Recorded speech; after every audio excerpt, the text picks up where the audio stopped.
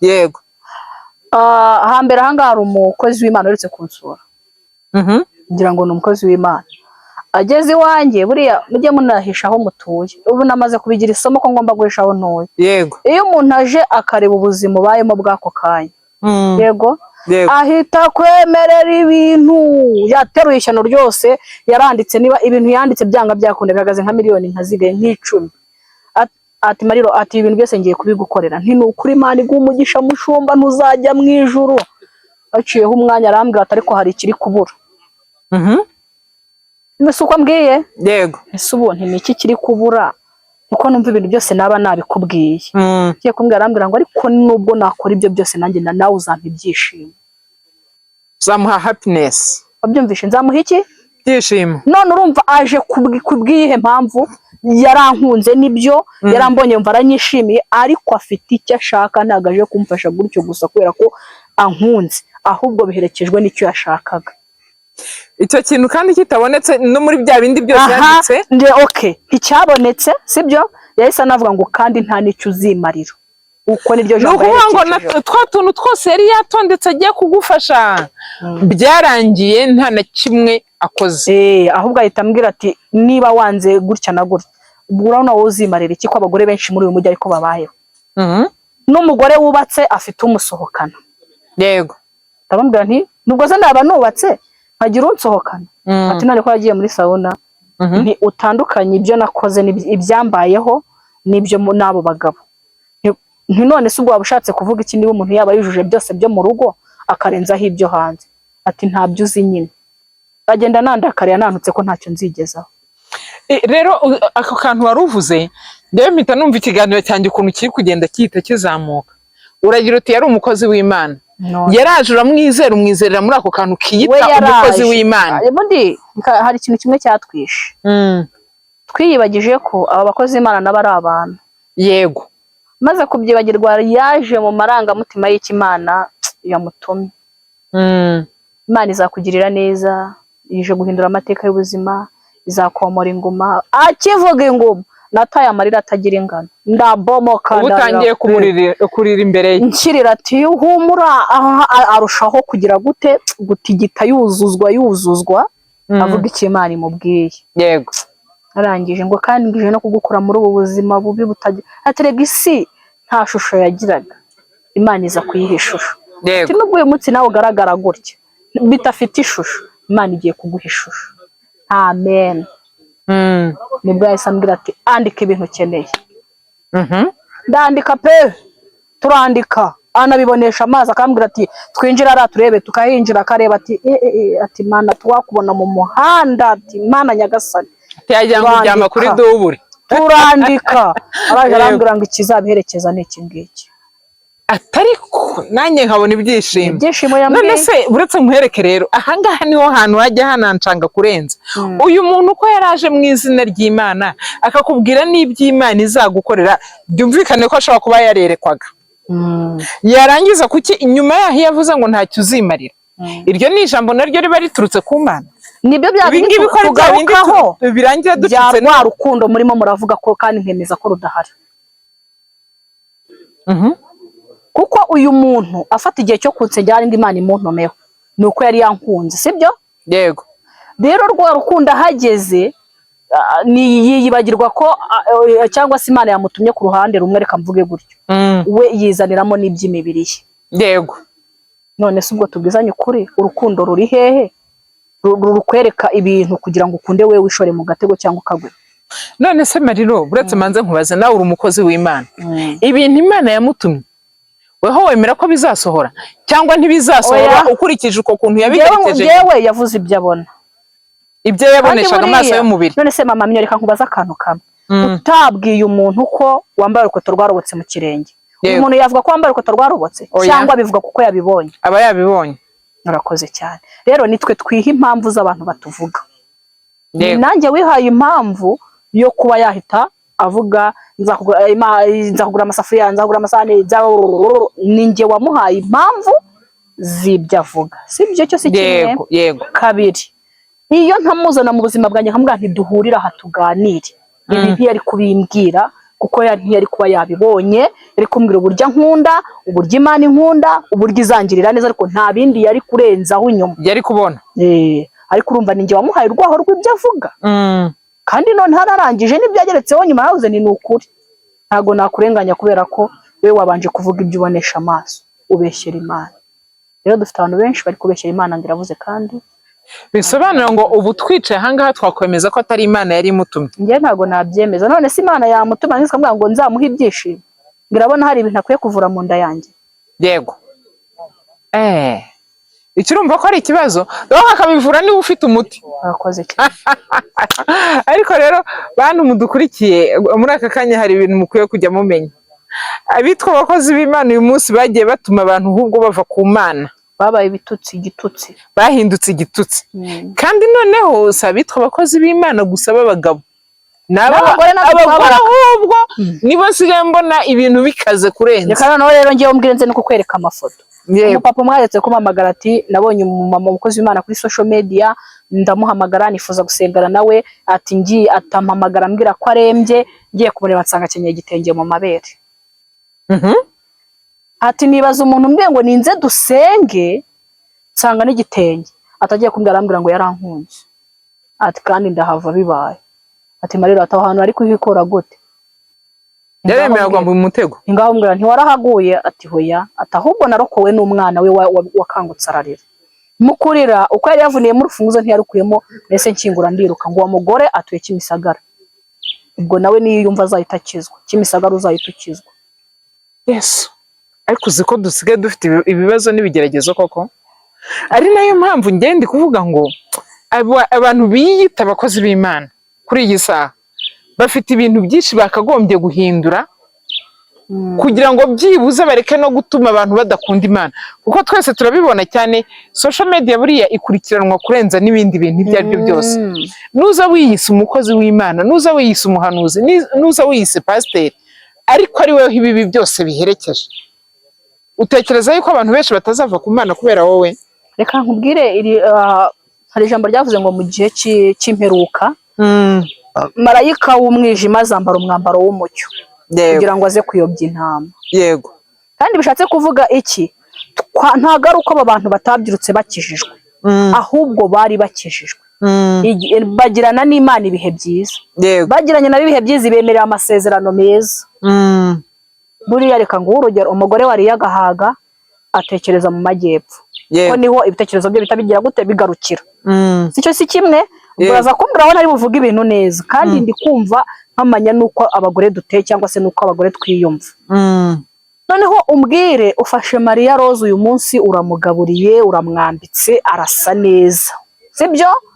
Maria Rose amugusa neza abikuye imbere y'iyi Mana. None atangiye kubona hari abantu bamushagaye inyuma, bamwereka ko ari uriho, ndi mwiza, ndakeye, ndasobanutse. Yego, Maria Rose aho nzahindura ingendo, imico, imyifatire n'imvugo, ndetse nabo nagendanaga nabo bazahinduka. Yego, sibyo? Nibamara guhinduka, wowe warunzi muri ya shusho yuko ndi umukozi w'Imana, ako kanya uzavuga atari Maria Rose no mukristo, kanjye kumureba. Cyo uzasanga ndi bize, so buretse ndahuze, ndi kuri telefone, ndi gukora, nzaguha impamvu nyinshi zikwereka ko ntakiri mu rwego rwawe. Yego. Twakoze ikosa rimwe, tukajya turahirindahira imbere y'Imana ko tutazayihemukira. Yego. Satani nawe adutega ikindi gihe, duhemukira Imana mu kindi gihe. Yego. Imana y'amahoro cyakora wa mugani itabare n'abantu, kuko uyu munsi ndi kubona abantu benshi baguye kubera izo mpamvu. Bari bagwa se, abo ubona niba cyari n'abandi bazagwa. None se Mariro, iyi saha hari ikindi kibazo nshaka kukubaza cy'uburyo ki umbabarire, ntago ndi bwinjire mu buzima bwawe kubera ko buriya sinjya nkunda kwinjira mu buzima bw'abantu, ariko muri aka kanya ukurikije ibihe wagiye ucamo, ukurikije ukuri no kumbwira uti nta rukundo rubaho, wiyumva ute n'urugendo rwo kuri iyi si ndetse hagati yawe n'abantu, niko nabyita? Kandi ubwo ndavuze ngo dukurikije n'ibihe wanyuzemo mu minsi yashize, kuko hari inkuru zawe twagiye tubona zitandukanye. Weho iyo uri kumva muri uru rugendo wumva bimeze gute hagati yawe n'abantu? ku ruhande rumwe abantu ni bagari, abantu ni ishuri umuntu yiga ntahage, bigusaba guhora ufite ikaramu n'ikaye, kuko umuntu ahora akubera mushya niyo mwamumaranye imyaka 20 na 40 umuntu yakubera mushya bikakurenga. Yego. Ninjye kuvuga ku bantu ntago ndi bubone ubusobanuro, ahubwo nageze ku rwego mvuga ngo ariko Mana, birashoboka ko umuntu yaba ahantu ha wenyine ariko nza gusanga nabyo ntibikunda, kubera ko Imana ibonerwa nanone mu bantu. Ariko mbona mu bantu ntago ariko bose ari abantu, ahubwo habamo umuntu. Mu bantu habamo umuntu. Yego. Noneho ugasanga buriya erega mama Minyoni ntago amacumu tuzaterwa n'abakure, ahubwo njyewe tuziranye, kubera ko nzi ko mama Minyoni yambara amarinete, nzazamukira kuri ya marinete ngo usenye pe. Yego. Kuko nzaba mfite intego y'icyo wampaye cyo kugusenya. Rero abantu narabatinye, numva ntinya. N'ubu ba wumva utinya umuntu? Natinya pe. Tinya umuntu. N'ubu mba numva pe umuntu ari nk'ibintu umuntu yifitemo cyangwa ubushobozi umuntu yifitemo, mba numva umuntu yaba ahantu ha wenyine. Yego. None se Mariro, hari ikindi kintu waruvuze mu kanya, wari umaze kuvuga ngo abantu nta rukundo bagira. Ntarwo. Uti umuntu agukunda kubw'inyungu runaka agufiteho, wewe uba wumva hari umuntu wareba gutyo ukumva uramukunze? Ntago bikubamo? Oya. Umuntu ndi kuvuga ashobora kuba ari umudamu, ashobora kuba ari we wese, n'umwana. Nge reka mbivuga iki kintu mujye mumbabarira kukivuga. Abantu benshi bakunda bavuga ngo ndamushize isoni, nta kinyabupfura ngira, nta shinge nta rugero. Nongere mbitange mu busobanuro, ahubwo uwiyumva ko yaza agafata izi nshingano basi kanyigisha ibyo bintu byose. Navuze ngo n'umwana nabyaye ubwabyo, yego, kumukunda birangora, kuko niba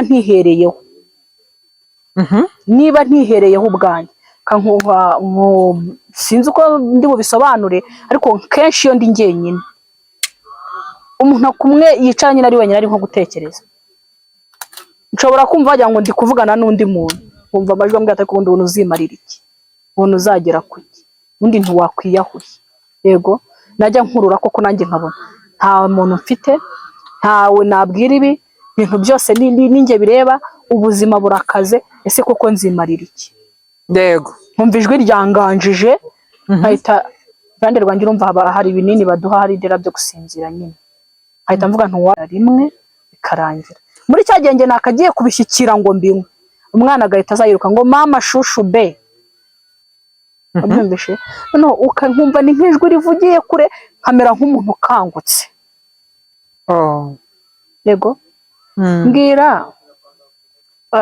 wenda turacyari mu minsi yo kwibuka tuniyubaka. Yego yego. Niba uyu munsi abantu barasuye mama bati byibuze wanagerageje ukamwereka ko waba waramubyaye ntukomeze kumufata nabi. Yego. Ntabyumve. Amenya uyu munsi urwishingikirizo nta famiye kwa papa nzi, ayo kwa mama ngira, na mama ubwo aharadahari, kurumva umuntu kuva mvutse kugera uyu munsi nta mugabo, nta shinge, nta yego, byose noneho ubishyire kuri Maria Rose. Abo ufite n'abana bawe bonyine, kandi nabo kubakunda uri kumva ko bikugoye. Mama ikintu ntabonye ndi muto sinkibone ndi ku mugabo, yego, sinanakibonemo n'itorero ryanjye nizeye mvuga ngo ni ryo mubyeyi, urambwira ngo icyo kintu ngende bugikure hehe? Ambira hano ndi bugikure. Nago biba byoroshye, eko numva se Mana we, ndashaka kugira ngo ibyo bintu njyewe nawe tuzabikorera inyuma ya kamera. Inyuma ya kamera n'ubinyemerera tuzabigeraho. Mfite n'umuntu wigeze arahira, twese tuganira, hari umuntu twese dukorana turaganira, bigeze agatarambira tumva ikintu nkwemereye, ati ngiye nkwemereye kubera mukuru wawe. Ariko uwo muntu ntago nzi aho yahereye, sinzi naho yagiye, sinzi nuko byagenze. Rero abantu mujye mumva barangiye ikintu cyose ako kanya umbwiye nge ngifata nk'ukuri, kandi numvaga ari nk'ikintu nyine cyari mu biganiro. Yego. Ariko igihari cyo ubuzima bwose twanyuramo Imana iba yarabwanditse uko buzagenda bukurikirana. Rero niyo mpamvu dukwiye kwakira, ahubwo ikintu imbaraga umuntu abura n'izakira cya kintu agiye gucamo, nizo mbaraga turi kubura, cyangwa se nizo mbaraga mbura zo kwakira ko ubu noneho n'umugabo ntawe, inshingano zakoraga abantu babiri zigiye kuri umwe, ibintu byose ndi kwakira ko ari njyewe gusa.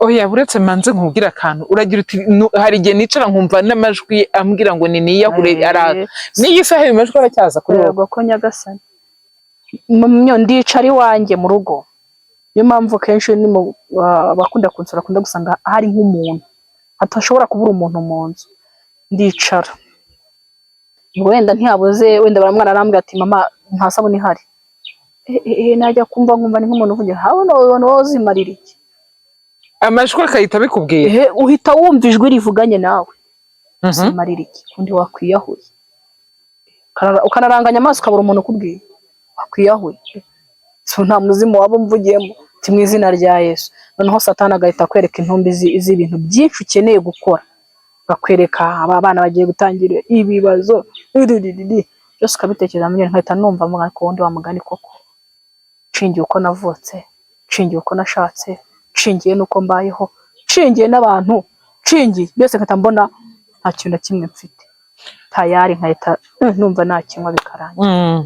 None se muri iki gihugu turabizi ntabwo ari weho wavutse muri ubwo buryo wenyine, hari benshi bagiye bavuka muri ubwo buryo, nta muntu unkurikije waciye kuri social media abantu bose barabibonye, nta muntu waba waridekaraye byibuze ngo akuvugishe akubwira ati iki kintu nanjye nagiciyemo ndi mugenzi wawe. Yego, abo bantu ahubwo barankomeza, Imana ijya ibamira, barahari, barabonetse. Yego barangana, twaraganiriye, barambwira ati natwe nuko twagiye tuvuka, hari umumama umwanganirije yambwira ati ariko uyu munsi nanjye ntigeze nkunda na gatoya, ati njye nakoze n'ibirori yanga kubizamo, narabyaye ntazi abana banjye, yambwira nti ntiwupfuye urwanjye, ye kumbwira arambwira ngo ariko ngo nta kindi kiduhesha imbaraga no gukomezwa n'ababana. Noneho rero ngiye wumva ikintu kigaruka, indeba ababana nkababonamo bwa buhemu bwase, ugahita ubona ko hakundi se ibyagukoreraga byose, tukaguruka hasi hejuru induru, ukareba ukuntu mwashakishije amafaranga, imitungo akayandika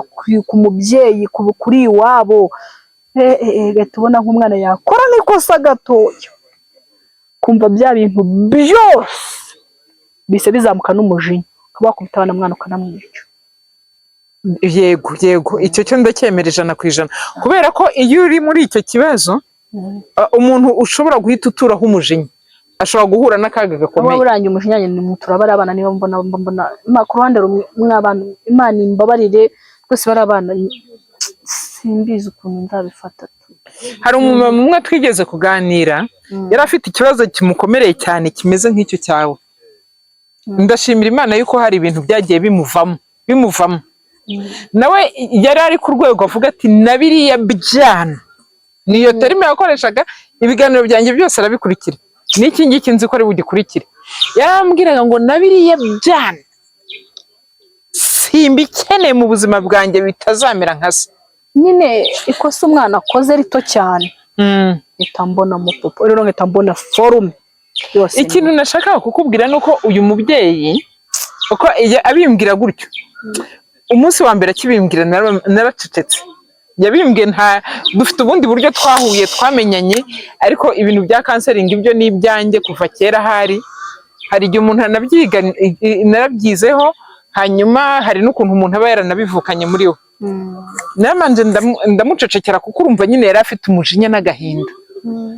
Nyuma yaho ngenda mbimukuramo gake gake, ubu uyu munsi iyo duhuye aravuga ati ishimwe mfite n'iry'abana banjye. Mariro, uru rugendo ntabwo twazarukora ku buryo byibuze wazagera umuntu wibonamo umwe ku isi ukumva uramukunze? Nanjye ndabyifuza, kuko nkurikije igihe wavukiye uracyari umwana, icyo ni kimwe. Ikindi uri mwiza nkuko nabivuze, ejo bundi hari umuntu uzakubenguka, reka uye wibigiraho ikibazo, none se wagize ngo biratangaje? Ahubwo se umuntu aratangira kugutereta, kuko hanze aha ngaha abatereta bo baba ari benshi, gusa umutwe wawe ushobora kutahita ubyakira, ariko mpamya ntashidikanya ko umbabarire njyewe ninjye ubyirebeye, nta Imana ibimbwira, njye ntabwo Imana ijya imbwira, ariko njye mbona uzongera ugashaka.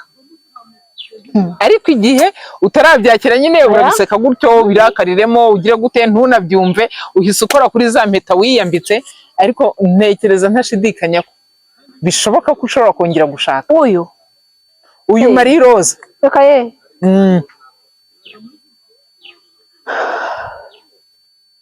oya wikwiruhutse gutaranirwa agaramye agira ngo ijuru riri hafi utarahura simwifurije guhura.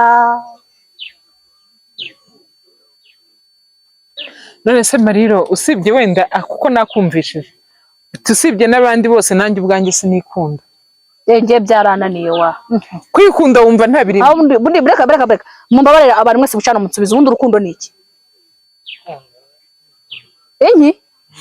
ubwo ntago ubona ikibazo njye sinemera ko urukundo ari impumyi ahubwo urukundo rureba neza ni igiki nyine cyo urukundo ni ibyiyumvo wiyumvamo ukavuga uti njyewe Marie Rose ukicara ugafata n'indorerwamo ukireba ukavuga uti Marie Rose ni mwiza kamanza ukabona ko uri mwiza wamara kubona ko uri mwiza uti ni ukuri kw'Imana Marie Rose ndagukunda ese ujya ufata umwanya wo kwireba mu ndorerwamo ibyo byanambangamira nashiduka indorerwamo nayimena kandi ubwo sinkubeshye nashiduka nayimena ntabwo ushobora kwireba ngo wumve urikunze wumve urishimiye n'ibiki byose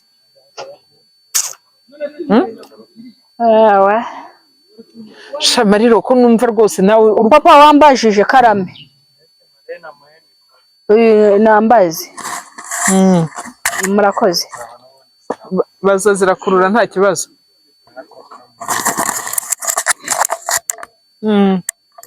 urakoze cyane bakunzi bacu duhurira ku macana atandukanye kandi mu biganiro turimo tuganira turi kuganira ku kintu bita urukundo yego mbere yacu rero nk'uko mubabona Marie Rose ari kuvuga ku rukundo ko ntarubaho ntarwo ndibuka Mariro karame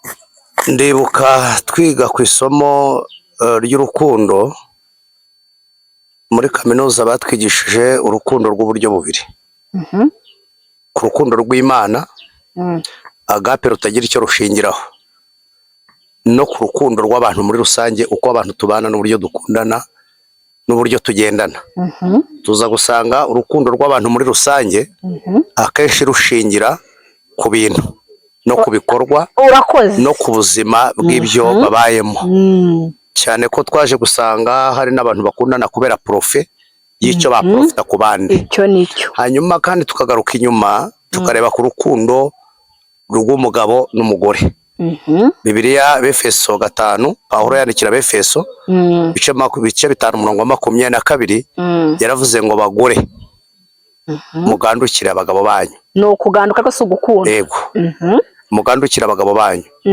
arongera kandi Petero abyandika neza mu bice 3 mu rwandiko rwa 2 aravuga ngo bagabo mukunda abagore banyu none uradutandukanyiriza ute kuvuga ko nta rukundo rubaho hagati y'umugabo n'umugore cyangwa se hagati y'umukobwa n'umugabo benda kurushinga ko nta rukundo rubaho abantu babana gute kandi nta rukundo nuko nge ntabyo nabonye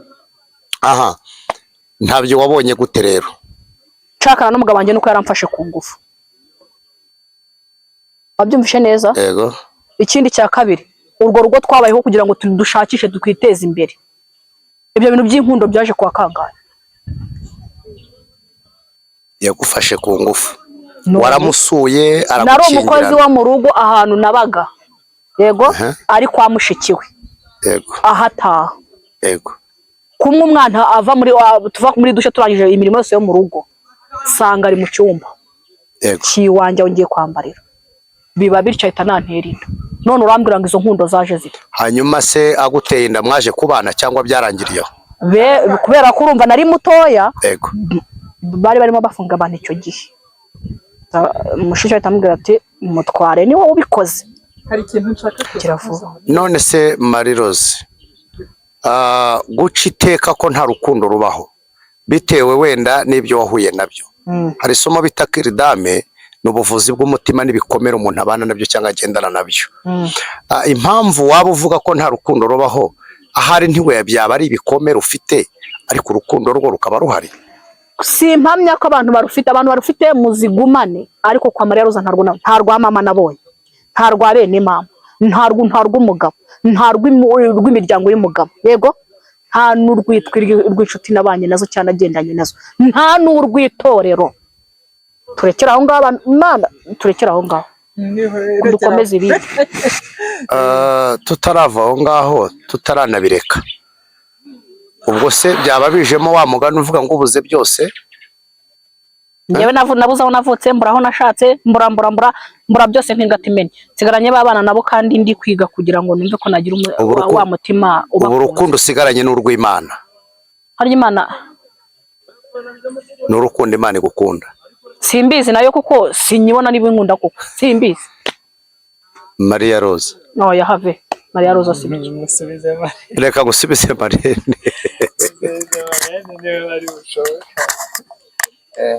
Mariya. Karame. Humura kubwira ati ngewe nkomezwa n'aba bana mfite. Kubera ko uyu munsi nureba ku bantu bo ku ruhande ko byamufasha imyaka 8 aganirizwa we n'abaganga, kandi ngewe urumva ndacyari kuganira nabo, nta n'umwaka ndamara nganira nabo. Uganira n'abaganga.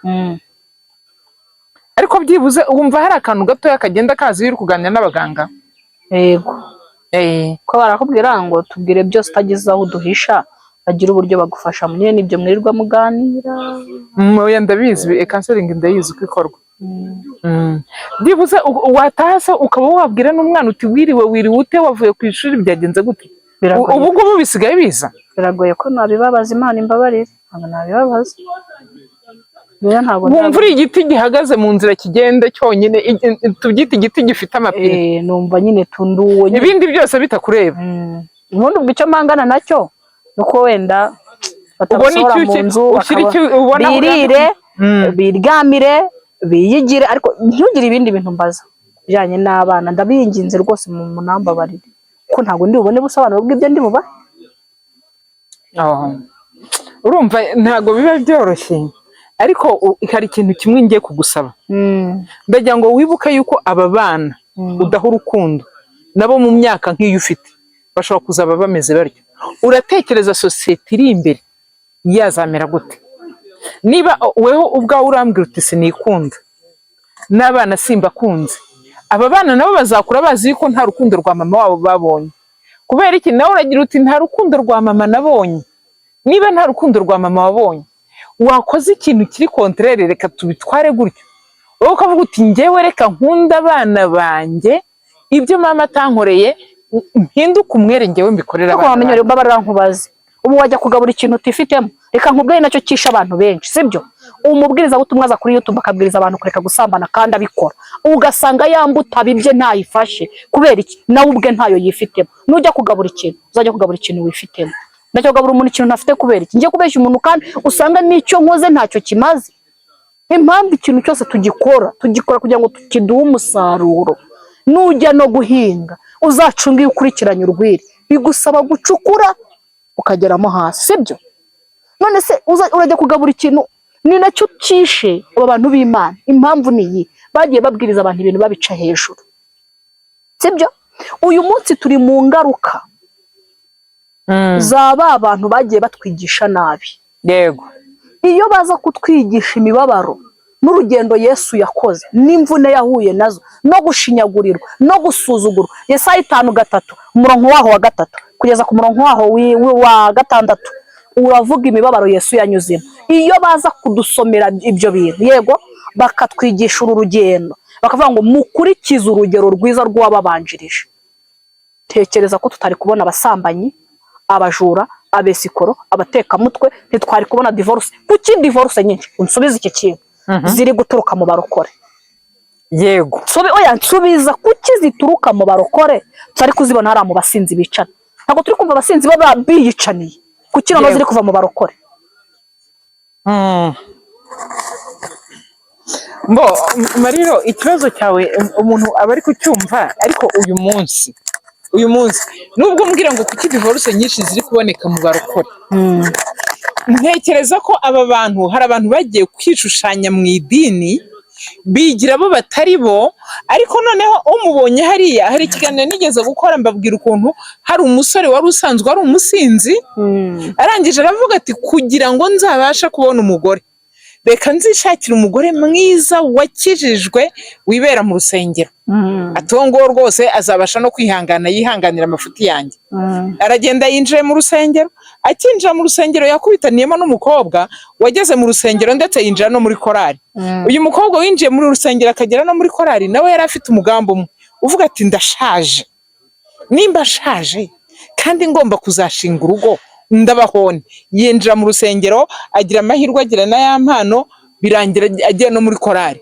Umusore akinjira yamukubise amaso ati uriya kabisa we ntazancika, dore azi no kuririmba neza, arasirimba bikanyura. Urukundo ruraza, umuhungu muri iyo minsi yirengagiza agacupa, yirengagiza agatabi, buri kimwe cyose arakirengagiza. Yewe itorero ribijyamo, bakora ubukwe, barashyingirwa. Nta muntu wari uzi tageti y'uyu muhungu. Bumvaga avuye gusengera ahandi wenda akaza aho, bumvaga bimeze gute na gute. Uyu musore bamaze gukora ubukwe, bageze mu rugo, umukobwa akavuga ati nanjye nshatse umugabo w'umurokore, hari igihe ibintu bizagenda neza.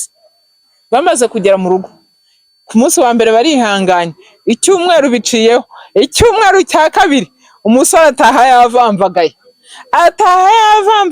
yasinze akubita hirya akubita hino. Akinjira mu rugo atumva nkubwire mugore mwiza. Umugore ati niko se sheri, ati bimeze bite? Atumva rero mubwire wa mugore wanjye we, nagushatse mbishaka ngukunze.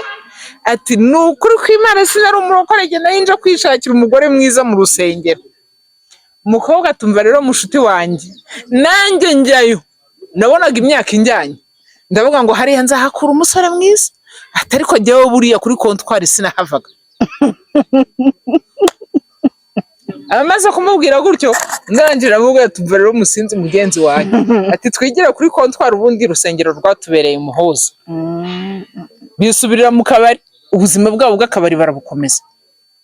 Ariko wibuke ko ibi bintu ari uko babaye nk'aho babiganiraho, umugabo ari uko atake yasinze.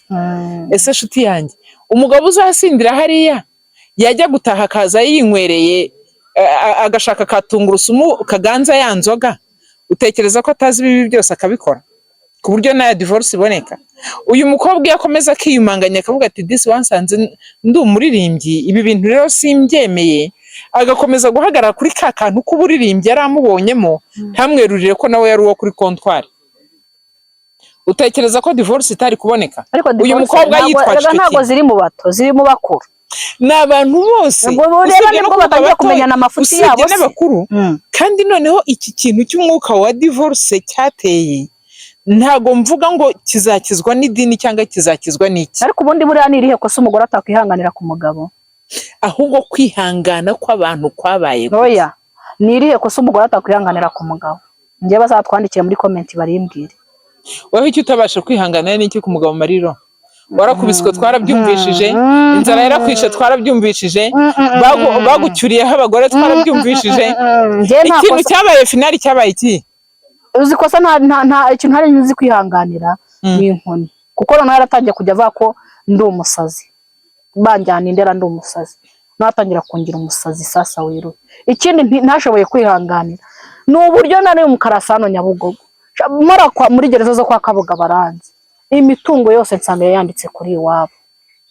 Weho warirwa gukarata nawe arimo arakora, noneho nkagira ngo yabyaye banza tugiye kugura ninjye nawe, kurumva n'amashuri yanjye ni hafi ya nayo, urumva. Noneho uwe yajya kugura wacuruzaga agataro, naragacuruje hano gereza kwa Kabuga, nafunzwe n'inshuro 6. Yego, bya bintu byose nza gusanga nta na kimwe kitwanditseho njye nawe, yara byose twarabiguraga akabyandika kuri wabo. Nkajya gusinya nzi ko ndi gusinya ari iby'urugo rwacu, ko mbe bigiye kuri wabo. Cyari kubwo ibyo uvuga n'ibiki. Niyo mpamvu ngemba asaba abantu nyine bagutuka ngo bajye bagenda gake, kuko hari umunsi tuzabona Marie Rose utari umushizi w'isoni, utanavuga nabi. Kuko ingeye ikintu nishimiye ni kimwe, nuko ufite abantu bari kukuganiriza, kandi nanjye ndi kumva uyu musanzu nshaka kujya ngutanga. Nubwo wenda gushakisha ubuzima muri iki gihe bigenda bitugora, ariko ukeneye njye nicyo kintu nabwira n'abantu bose bari budukurikire, ukeneye ababyeyi bakuba hafi.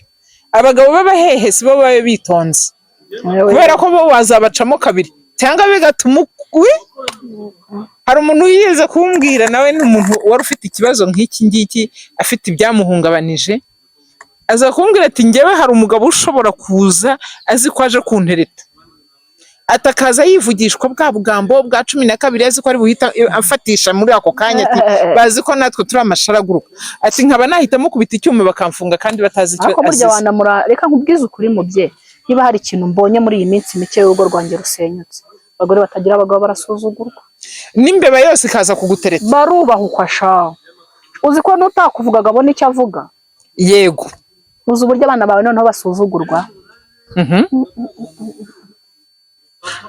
Urwo nabonye nyine, niyo mpamvu ndi kubwira ngo abagabo batereta ubundi mujye munihangana, nujya no gutereta ujye umanza uvuga ngo uyu muntu ndi kwinjirira birashoboka.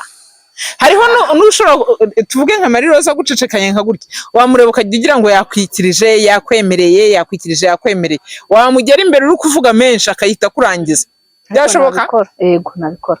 Hari umupolisi uretse kumamagana ndamubwira ntubundi niki nakora ngo ujye muri gereza. Wabwiye umupolisi gutyo yahamagara ambwira komera mwihangane, nduyu n'uyu orera hana, ndamubwira nti ngize n'amahirwe n'ubwa mbere mpamagawe n'umuntu nkawe, ntubundi niki nakora ngo njye muri gereza.